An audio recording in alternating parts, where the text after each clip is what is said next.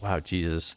I forgot how much streaming like zaps my energy. I'm just like dying. But like it's a good kind of tired. It's not like a, oh man, I'm so stressed out. Like I just, you know, my body's shutting down type of tired. It's just like, yeah, I'm just chilling. I'm having a good time. You know, it's a very laid back kind of tired. The problem is I'm supposed to be speaking and like performing. I don't know if I consider what I'm doing here performance, you know, necessarily. At least at this stage of the game. Maybe if I was doing a lot more like complex streaming ideas and stuff like that, which I do plan to do eventually. I'm trying to like figure out how I can rework my stream in the future. Part of why I was spending all this time doing the dual stream setup for today, because I'm actually going to change my work schedule, at least going into next year. So, oh shit, what is this? You're gonna attack me, aren't you? Oh my god, I don't like how it... Hello? Did I just defeat myself? What was that? Hello? That was so out of nowhere. I completely lost my thought. So yeah, what I was saying is that I'm gonna change my work schedule, or at least it is on track to change by the beginning of next year. And generally the idea is just to keep me a little bit more open and to kind of change my availability up a little bit. So, oh shit, I'm going back. Fuck this. I'm going to be starting work earlier, finishing it earlier, and I lightened my workload just a little bit. That's something I've been trying to do for a while, but just in my line of work, it's hard to do it because, you know, my schedule gets booked like really far in advance, so I have to make changes really far in advance as well. It was early in the summer when I like requested to get my times changed, and then we couldn't get it figured out until, you know, beginning of next year was the easiest place to just start fresh. So that's what we ended up doing. But part of the idea, like I said, was to give myself more free time and to give myself a little bit more time to stream. So I've been getting a head start on my on my New Year's resolutions for next year, which is kind of crazy to say that I started thinking about my New Year's resolutions in September and October. But I truly do mean that.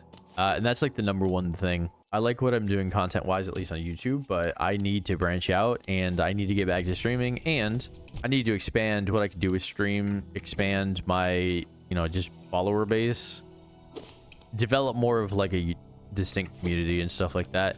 Right now, I mean, I get decent views on some of my YouTube stuff, but like, at least by my standards, and I have some regular commenters, but it's not the same as having community, right?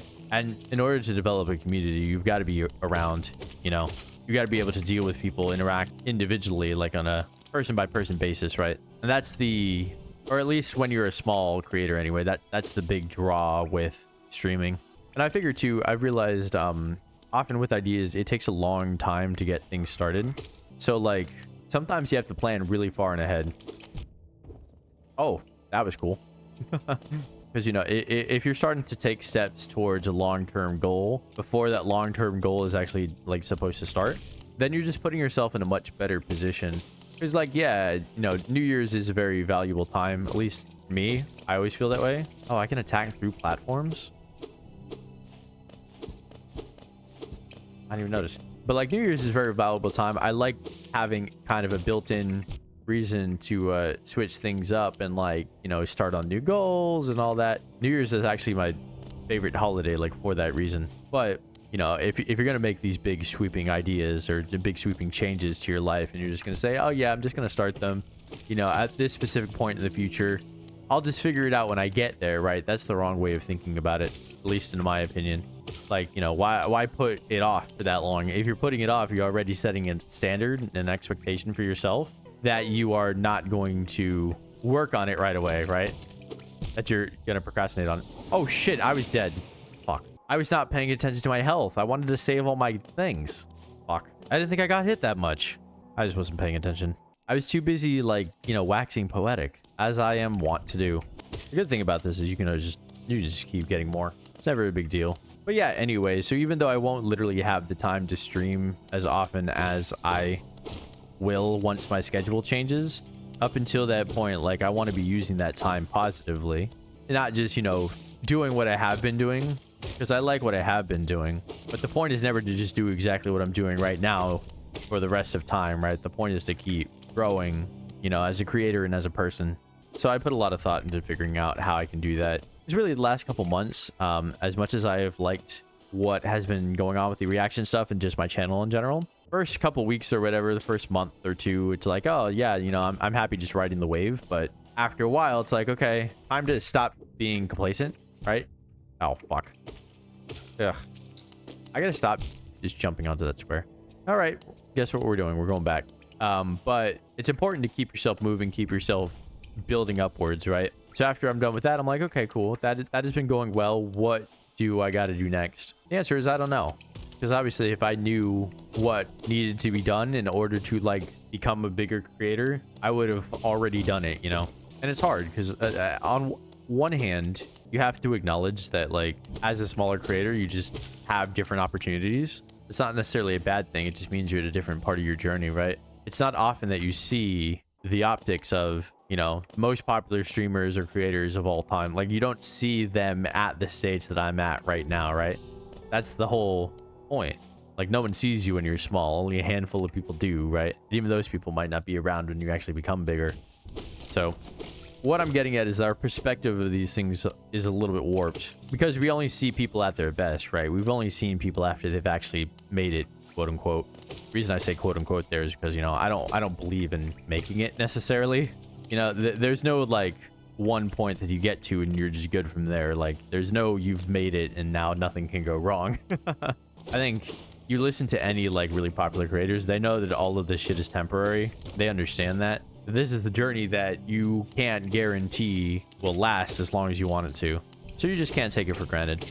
Even I don't technically know how long mine can last. As much as I want to say stuff about like, oh, you know, I'm going to figure it out. I'm going to get big someday. I'm going to be able to do all of these things. You know, I don't actually know that. I don't actually know if any life circumstance is going to pop up that's going to like change my perspective or change my opportunity.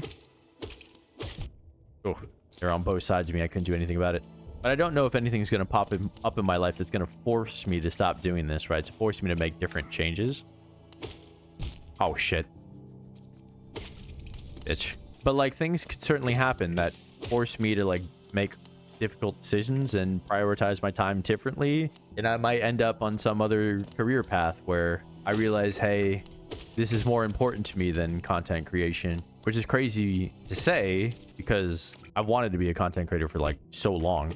Honestly, like half my life, which is crazy to say considering I just turned 30, but it's true. I've been around for like a long, long time. Just not necessarily creating content for a variety of reasons that I won't get into.